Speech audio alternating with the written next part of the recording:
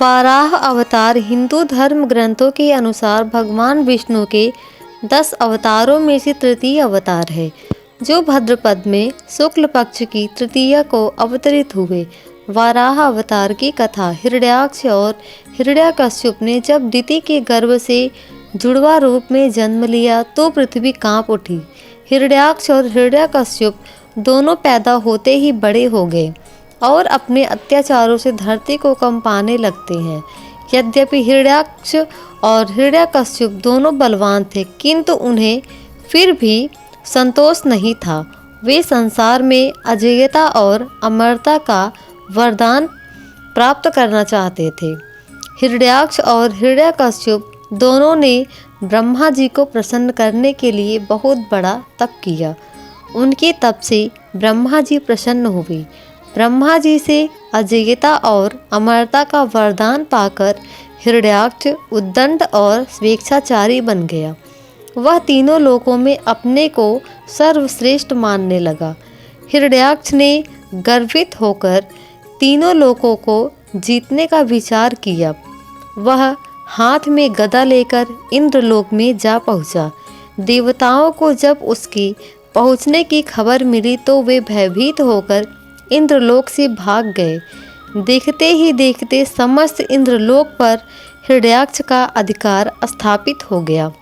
जब इंद्रलोक में युद्ध करने के लिए कोई नहीं मिला तो हिरण्याक्ष वरुण की राजधानी विभावरी नगरी में जा पहुँचे। वरुण ने बड़े शांत भाव से कहा, तुम महान योद्धा और शूरवीर हो, तुमसे युद्ध करने के लिए मेरे पास शौर्य कहाँ।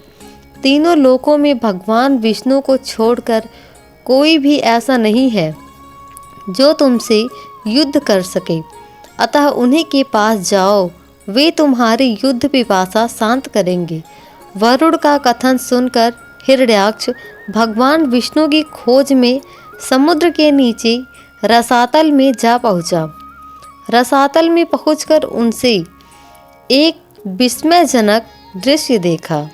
उसने देखा कि एक वराह अपने दांतों के ऊपर धरती को उठाए हुए चला जा रहा है। हिरण्याक्ष वराह को लक्ष्य करके बोल उठा, तुम अवश्य ही भगवान विष्णु हो। धरती को रसातल से लेकर कहाँ जा रहे हो? यह धरती तो दैत्यों का उपभोग है, इसे रख दो। तुम अनेक बार देवताओं के कल्याण के लिए दैत्यों को छल चुके हो, आज तुम मुझे छल नहीं सकोगे। फिर भी भगवान विष्णु शांत ही रहे। उनके मन में रंच मात्र भी क्रोध पैदा नहीं हुआ। वे वराह के रूप में अपने दांतों पर धरती को लिए हुए आगे बढ़ते रहे। हिरण्याक्ष भगवान वराह रूपी विष्णु के पीछे लग गया। उन्होंने रसातल से बाहर निकलकर धरती को समुद्र के ऊपर स्थापित कर दिया। हिरण्याक्ष उनके पीछे लगा हुआ था, अपने वचन बाणों से उनके हृदय को बेध रहा था। भगवान विष्णु ने धरती को स्थापित करके पश्चात हिरण्यकश्यप की ओर ध्यान दिया। उन्होंने हिरण्यकश्यप की ओर देखते हुए कहा, तुम तो बड़े बलवान हो। बलवान लोग कहते नहीं हैं, करके दिखाते हैं। तुम तो केवल प्रलाप कर रहे हो।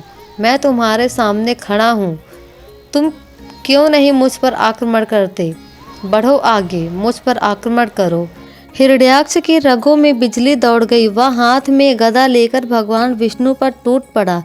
भगवान के हाथों में कोई अस्त्र शस्त्र नहीं था। उन्होंने दूसरे ही क्षण हिरण्याक्ष के हाथ से गदा छीनकर दूर फेंक दी। हिरण्याक्ष क्रोध में उन्मुख हो उठा। वह हाथ में त्रिशूल लेकर भगवान विष्णु की ओर झपटा। भगवान विष्णु ने शीघ्र ही सुदर्शन का आवाहन किया। चक्र उनके हाथ में आ गया। उन्होंने अपने चक्र से हिरण्याक्ष के टुकड़े टुकड़े कर दिए। भगवान विष्णु के हाथों मारे जाने के कारण हिरण्याक्ष वैकुंठ लोक में चला गया। बोलो वाराह भगवान की जय।